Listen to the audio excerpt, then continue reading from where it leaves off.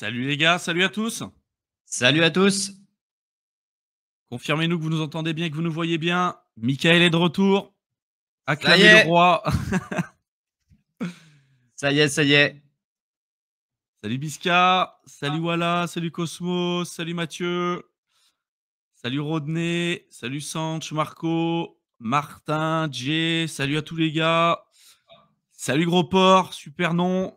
Salut Benjamin, salut Sève, Chrissy, Steph, salut à tous les nouveaux, il y en a de plus en plus, ça fait plaisir. Merci à tous. J'adore les nouveaux pseudos qui viennent d'apparaître. Il y en a qui sont pas mal. Ouais. Images sont Images, OK. son et like. Ouais.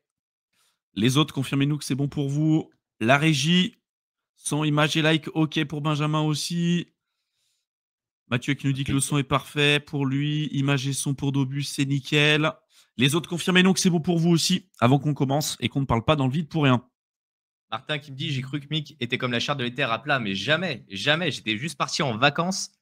J'ai coupé un petit peu, ça fait du bien. Je me suis fait 3 semaines en Chine, après 3 semaines en Indonésie, sur l'île de Java, un peu à Bali aussi. Mais non, non, jamais à plat, toujours à fond. Et franchement, quand c'est rouge comme ça, prenez un peu de vacances. Je vois que Benjamin aussi, il est parti 2 semaines en vacances. Prenez de large, en fait, les gars. C'est le moment de pouvoir reculer un peu, prendre de la hauteur et après de reposer vos stratégies. Ne restez pas à fond dans le guidon tous les jours. Vous allez cramer, en fait. Ça sert à rien. Ouais, la crypto, ça vous use avec le Ah temps. ouais, mais ça ponce jusqu'à l'os, hein. Tout est nickel. C'est bon, good. Eh ben écoutez, super. J'ai l'impression que c'est nickel. Ça marche bien.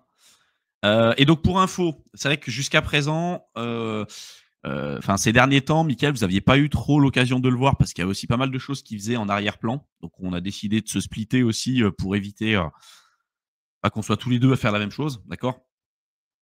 Par contre, le souci, c'est qu'on voyait plus Théo que Michael. Et ça, bon, c'était un peu problématique. Donc on a décidé de changer, c'est-à-dire que une semaine sur deux, donc tu seras en live avec moi, et une semaine sur deux, Exactement. tu feras aussi un live tout seul de ton côté. C'est ça, hein? Ouais, c'est ça. L'idée, c'est de pouvoir vous retrouver un petit peu plus souvent, de raccrocher un peu le fil de l'actualité. Parce que comme tu disais, hein, je travaille pas mal en fond, en fait. Je suis en vacances aussi régulièrement, mais je fais quand même pas mal de choses pour l'accompagnement, je fais pas mal de choses pour les personnes, qu'on suit. Donc c'est normal que vous me voyez moins. Mais l'idée, c'est de retourner un petit peu là dans le game. Je vois Pierre qui nous dit: «On n'a plus de sous, quelles vacances? Tu as juste besoin de prendre tes baskets et sortir de chez toi. Il y a pas besoin d'aller loin, hein. Il suffit juste d'aller prendre l'air. Tu verras, ça va bien se passer». Ouais, c'est ça. Quand on parle de vacances, en fait, globalement, pas forcément partir à l'autre bout du monde, mais juste déjà de sortir, prendre l'esprit, enfin, s'aérer l'esprit, aller marcher un peu, faire une rando, quelque chose, faire du sport, bref, sortir des écrans, en fait. C'est juste ça que ça veut dire. Et il n'y a pas besoin de beaucoup d'argent pour pouvoir le faire, globalement, hein. Comme dit Mickaël, prenez vos baskets, vous sortez, ça va bien se passer, quoi. Et après, Bisca, sur une de mes dernières vidéos, il m'a même dit qu'on pouvait faire des tours de bus pour 2 euros pendant une journée complète. Vraiment, je vais te prendre au mot, un de ces quatre, je vais débarquer et je vais aller faire un tour de bus avec toi, Bisca. Parce que ça m'intéresse, c'est un coin de la France où je suis pas trop allé, donc on va aller s'amuser un petit peu par là-bas. Ouais, et puis pour ceux aussi qui s'interrogent et qui veulent voir un peu les voyages que Mickaël a fait jusqu'à maintenant, vous avez sa chaîne, un Matka Voyage, où en fait, il documente tout ce qu'il fait sur la partie voyage, c'est ça, Mickaël? Ouais, exactement, tout à fait. J'étais en train d'aller vous chercher le lien en même temps. Comme ça, au moins, vous pourrez regarder pour ceux que ça intéresse. Parce qu'effectivement, je bouge pas mal, mais l'idée, c'est aussi de vous donner des bons conseils, de vous montrer qu'il n'y a pas que la crypto dans la vie, il y a aussi des choses super intéressantes à voir, à découvrir, à comprendre que le monde, il n'est pas juste centré autour de notre joli pays qui peut être la France. Il y a plein d'autres choses à faire. Bon, en tout cas, ton Donc, retour, il fait plaisir, voilà. hein. Tu vois, t'as quand Ouais, même. ça me fait plaisir de vous retrouver. Ça me fait plaisir de vous retrouver. Ça faisait longtemps que je n'étais pas passé en live. Le plaisir est partagé. Bon, bah, les Les gars. lives à 3, c'est quand on en a, c'est quoi le maximum qu'on ait fait? Je crois que c'était en Thaïlande, justement. On était à 4. On était à 4 Ouais, avec Benjamin. 4, ouais. Bah, en fait, 3, on peut le faire, mais le problème, c'est que souvent, au niveau logistique, c'est compliqué d'avoir les 3 dispo en même temps. C'est toujours un peu compliqué. Et je pense qu'on le fera quand on repartira où il y aura quand même plus de monde aussi, parce que là, en ce moment, on est entre nous, les gars, hein, on est en petit comité, hein, d'accord. On le voit, hein. En fait, dès que ça augmente, Il y a un moment donné, je crois que c'était là, il y a quelques mois en arrière, on était presque à 600, 700 en live. Il y a un moment donné, là, on est 100. Donc, voilà, on est clairement en petit comité, on est entre nous. Mais si plus tard, on repart là sur une tendance haussière, euphorie, machin et tout, oui, peut-être qu'on prendra le temps de se mettre à 3, voire même plus, hein, pourquoi pas. Hein. Mais pour l'instant, je pense qu'à un ou deux, déjà, par rapport à ce qu'il y a à dire, ça passe. Quoi. Mathieu qui propose de faire un petit barbecue, pourquoi pas? Le problème, c'est que souvent, c'est la caméra, le micro en extérieur, c'est jamais simple. Et puis pour pouvoir vous présenter des graphes pendant qu'on fait cuire, des morceaux de barbac, c'est jamais simple. Mm. Mais ça s'envisage. Mais des trucs à Ça la bonne s'envisage. franquette, ouais, ça, on aimerait bien pouvoir un peu plus le standardiser. Après, le souci aussi, c'est qu'on est très loin les uns des autres. Enfin, les gens s'en rendent pas compte, mais je veux dire, Théo, il est pas en France, d'accord, il est en Espagne. Moi, aujourd'hui, je suis encore un peu en France. Mickaël, il est en Thaïlande. Benjamin, il est à Tabelouette aussi. Enfin, je veux dire, si on veut tous se mettre ensemble, c'est aussi de la logistique pour nous, quoi. C'est un peu compliqué. Donc, Ah, on y arrive en général, 1 ou 2 fois par an, mais effectivement, c'est pas mal de logistique, ouais. ouais, Ça ouais. s'organise plusieurs mois à l'avance. Ça se fait pas comme ça sur un coin de table où on s'appelle, on se dit: «Allez, entre tous les fuseaux horaires et les activités, c'est pas Euh, forcément simple». On va rentrer tout de suite dans le vif du sujet, les gars. Mais avant de commencer, hein, vous connaissez la rengaine. Faites péter la barre des likes, commentez, partagez, retweetez si vous êtes sur Twitter. Et rejoignez-nous sur Telegram et sur Twitter. Pareil, vous avez les 2 liens dans la barre d'infos si ce n'est pas déjà fait. Alors, je vais partager mon écran. Tu veux que je Hop. commence peut-être par le crypto bubble? Eh ben oui, commence-toi, ouais, par le crypto bubble. Allez, Très bien. bon, on va avoir la grande surprise. D'après ce que me dit Thibaut, vous commencez à avoir l'habitude de le voir, c'est à peu près toujours la même couleur. On va se demander quelle couleur ça va être encore aujourd'hui sur le crypto bubble. Allez. Oh! Que du rouge! Non, non, non! Il y a une exception, dis donc! Mais quelle est cette crypto-monnaie? De par son Ah. nom, ça a l'air d'être fort intéressant déjà. Non, mais après voilà, pas de pas de surprise, hein, de toute façon. On est sur un marché, complètement dans le rouge avec des altcoins qui sont entre -15 et -20. Quand on voit déjà la déculottée qu'a pris l'Ether, il y a pas de raison que le reste du marché, ne suive pas avec, hein. Et même si on prend sur le mois, je pense qu'on est à peu près, toujours dans la même chose, hein. Il y a quelques cryptos qui arrivent encore à faire un peu de perf, du moins qui n'ont pas trop perdu. Ceux qui rigolaient là sur Cosmos là, l'énième stablecoin, hein, on l'a entendu ça pendant des mois et des mois. Bon, sur l'année, il faut pas trop regarder la perf. Mais sur le mois, globalement, il s'en sort plutôt pas mal, hein, par rapport aux autres, hein. Le pic Ouais, avait par fait rapport aux énormément de autres. bruit là quand il s'est lancé, je comprends même pas pourquoi il est encore dans le top 100 cette histoire de Pi, mais bon. Mais ça a été, mais mec, le Pi, ça a été la surprise du sexe. C'est-à-dire qu'on a été, et là, franchement, faut quand même avouer le truc. On a été, je sais pas combien, à se foutre de la gueule de ce truc, mais pendant des années. Et franchement, c'est la Ah bah oui, réalité. Hein. mais On se foutait de sa gueule de ce truc-là. On se disait, putain, mais c'est quoi cette merde? Tout le monde nous en parle avec leurs liens de parrainage et leur saloperie. C'est un truc qui sortira jamais et tout. Et au final, ça a été sorti. Ça a été compliqué, je pense, pour beaucoup de gens pour retirer leur pognon. C'est d'ailleurs pour ça que c'est resté aussi capitalisé. Ceux qui avaient du pi, hein, dites-nous un petit peu comment ça s'est passé, mais de ce que j'avais vu, c'était vraiment le truc qui était bloqué. Il y avait un KYC. Enfin, c'était quand même compliqué pour retirer son pognon. Il n'y avait pas forcément énormément de liquidité non plus. Mais déjà, la super surprise, c'était que le truc sorte et qu'il y ait un token qui soit tradable, en fait, globalement, et qu'on puisse oui, retirer c'est ça. des plus-values là-dessus. Ça, c'est quand même assez fou.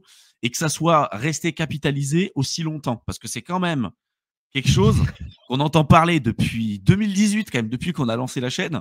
Et le nombre de fois où on s'est foutu de la gueule de ce machin, nous, sur la chaîne, voilà. Donc, je tenais quand même à apporter mes excuses à tous ceux qui ont pu retirer et gagner de l'argent avec Pi, parce que bah, nous, on est passé à côté du truc. Voilà. C'est aussi important Ouais. d'assumer les trucs qu'on a dit, Non, non, parce mais que ça, là, un très grand respect à ceux qui ont cru du début et effectivement qui ont pu gagner, de l'argent avec. Parce que je pense qu'il y en a beaucoup qui sont restés sur le carreau, faut pas l'oublier.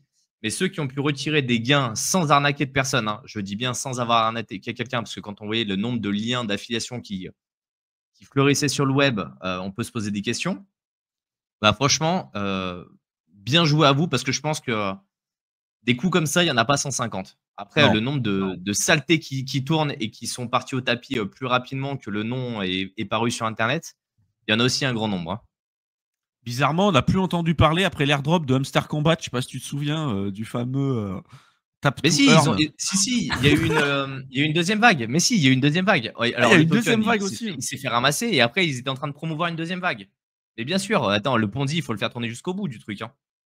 Non, non, non, mais C'était abusé, ça aussi. Hein. Je sais pas combien l'airdrop il était à l'époque, quand les mecs nous disaient non mais vous avez tort, ça va être des centaines de milliers d'euros que je vais gagner avec l'airdrop et tout.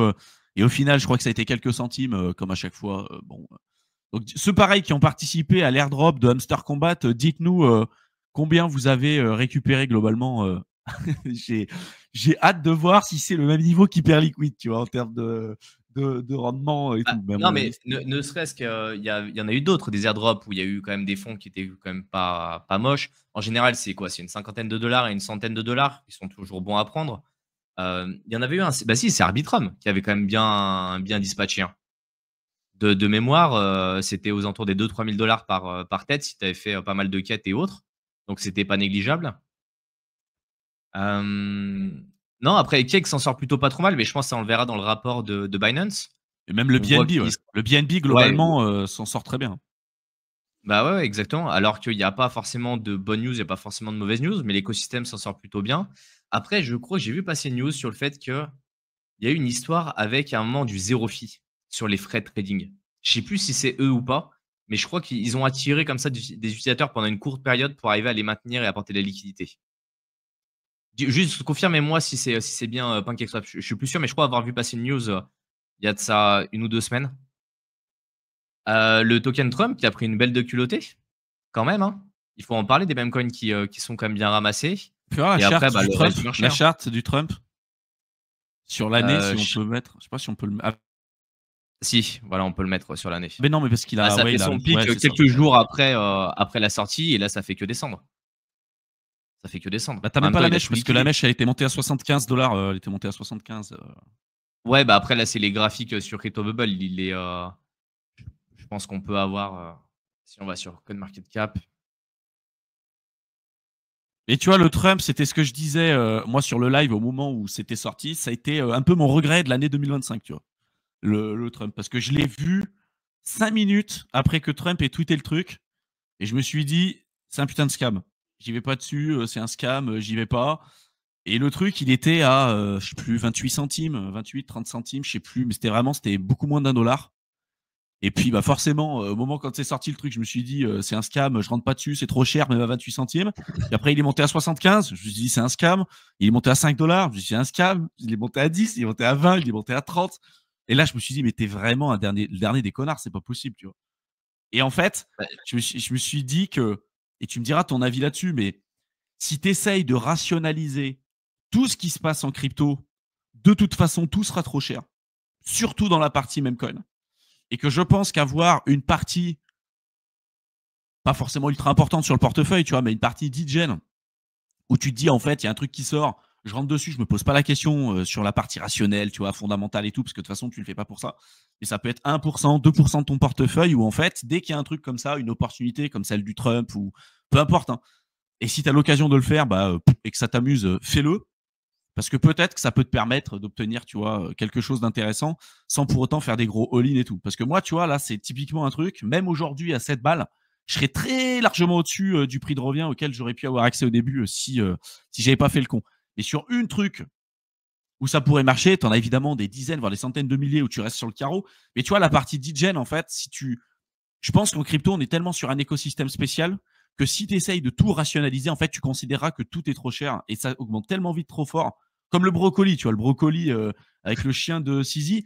Pareil, je suis passé à côté, le truc, il venait de sortir, tu vois. Et en fait, je réfléchis à ça, je me dis que pour ce cycle, bon, sans doute que je le ferai pas parce que j'ai pas forcément envie d'entrer là-dedans. Et je pense que j'allouerai une petite partie de mon portefeuille, tu vois, ça peut être 1, 2, 3, 4, 5%, je verrai plus tard, sur la partie purement digital, pour justement éviter de refaire cette erreur-là sur la partie comme Trump, tu vois, et tout, parce que ouais, ça fout la mort quand même, hein, quand t'as ah, connu le truc. En fait, il y a plusieurs choses. C'est-à-dire que allouer 5% de son portefeuille, pour moi, c'est un peu haut, mais allouer effectivement 1, 2, 3%, ouais, c'est intégrable. Et je pense que effectivement, c'est peut-être une bonne idée à long terme. Après, il y a tellement de saleté dans ces mêmes coins qu'en fait, il faut avoir un outil qui est capable de les analyser très rapidement. Tu vois, là, pour le coup du Trump, tu dis après coup, ouais, effectivement, c'est bien lui qui l'a lancé, c'est ses équipes et autres. Le moment où c'est sorti, ça sentait le scam à plein nez, le truc. Tu te dis, OK, il s'est fait pirater comme plein d'autres comptes et en fait, c'est en train d'être poussé. Donc, soit tu te dis, OK, je vais faire du sniping, j'ai mon bot qui est collé dessus Même si c'est un scam, c'est pas grave. Je vais prendre ma plus-value, je vais faire un, je sais pas, x5 et puis je prends ma plus-value, merci, au revoir. Et si ça tombe, c'est pas grave. Mais l'acheter, te dire: «Je vais le holder ne serait-ce qu'1 jour, 2 jours et le revendre», pour moi, il y a trop de risques, en fait. Il y a Non. Ouais, dans c'est dans clair, les analyses de c'est Memecoin pas du que j'ai brain fait, fold. non, non, mais dans les analyses de Memecoin que j'ai fait, en général, dans les 48 heures, le truc, il a déjà pris un moins 99,99%. Le truc, il s'est pris une déculottée à plus à en relever. Donc, je pense que la meilleure des solutions, c'est un petit peu ce dont on parle des fois dans l'accompagnement, c'est de regarder effectivement déjà d'abord les baleines, ce qu'elles vont avoir tendance à faire et d'aller surveiller, de lever des alertes sur justement des mêmes coins sur lesquels elles se positionnent et elles se positionnent de manière assez forte. Et après, tu rentres, tu suis, mais tu suis avec une petite partie et tu sais que cette partie, tu vas la perdre dans 90 des cas. Mais les 10 des cas, ça va te rembourser largement tout ce que tu as perdu. Et je Ah, pense c'est que ça c'est le le meilleur truc. moyen. C'est En d'aller trouver fait, en fait des insiders parce que ceux-là, en fait, tu peux pas savoir à l'avance si c'est un scam, les performances qu'il va faire. Par contre, si tu as des grosses baleines qui sont proches de personnes qui sont très influentes, qui elles sont positionnées dessus ou elles ont chopé une allocation, il y a un truc que tu as pas. Il y a une info que tu as pas et il y a une info sur laquelle il va falloir se positionner. Et je pense que c'est la seule manière d'arriver à tirer vraiment des profits là-dedans et surtout de tout automatiser. Tu peux pas, toi, à 2 heures du matin, en fonction du fuseau horaire sur lequel tu es, aller passer ton ordre et le repasser légèrement après et aller jouer avec le pool de liquidité. Il faut que tu maîtrises vraiment ces bots, chose que je l'ai présenté dans un des accompagnements et après que tu suives les bonnes alertes, les bons éléments et encore même avec ça, tu as une chance qui est hyper élevée de perdre les capitaux que tu as. D'où l'importance de ne pas mettre pour moi plus de 3 de son portefeuille ou de te dire: «OK, je fais une double validation». Mais qui dit que tu fais une double validation, dit tu vas rater 90 des opportunités.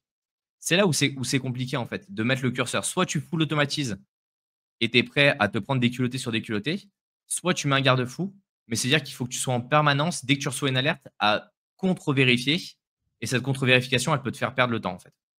bah, en fait, moi, Généralement. l'idée, c'était pas forcément de dire, tu vois, que tu vas essayer de participer à tout ce qui est DGen parce qu'en fait, c'est un puissant fond et tu as beaucoup plus de probabilité de te perdre ta thune.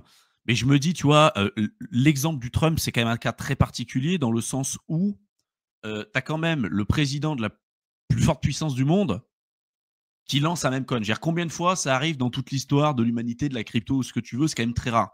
Et d'être passé à côté de ce truc-là, je me dis quand même, ça fait chier, même si je comprends pourquoi je l'ai fait, je comprends d'où ça vient et je comprends l'intérêt d'avoir eu ce genre de réflexion. Mais en même temps, tu vois, si tu as une approche comme nous qui est trop conservateur, bah, en fait, qui est très conservateur, c'est-à-dire que ça te permet de protéger ton capital et puis bah, de profiter de la croissance de l'écosystème crypto sur des années et des années et pas de te faire rincer comme ceux qui font 100% full degen. Mais si tu fais jamais du degen et si tu es toujours en train de rationaliser ton investissement, il y a une partie, je pense, en crypto qui n'est pas rationalisable, qui peut pas être C'est pas ce que rationalisée, je c'est disais. impossible. C'est pas ce que je disais. Je disais pas qu'il faut tout rationaliser. Je dis juste que là, c'est pour moi un cas un peu d'exception et non pas un cas de Ouais, règle. ouais, C'est-à-dire clairement. que le Twitter de Trump aurait pu être piraté. Ça, c'est une réalité. Ça arrive à tous les grands de ce monde, des comptes Twitter, ça se pirate. Je vais pas dire facilement, mais ça arrive assez fréquemment. Les personnes auraient acheté le token aurait dumpé. On ne serait pas en train d'en parler aujourd'hui. Pourquoi on en parle? Parce que ça a été lancé officiellement, parce qu'il y a eu des performances. Mais ça, on l'a su que Après des coup. jours après, après coup. Mais sur le moment, tu prends d'un point de vue factuel, parce que je suis tombé moi sur le post de Trump quelques heures après. Pas tout de suite, mais en mode quelques heures après. Il valait déjà peut-être Tu 1 t'es ou dit 2 c'est un scam. le token. Tu t'es dit c'est Je un me suis dit: scam. «C'est un scam». Ouais. J'ai regardé, je me suis dit: «C'est un scam» parce que Trump qui fait un truc comme ça, structuré sur Twitter et tu as pas d'autres infos à côté, ça sent le scam.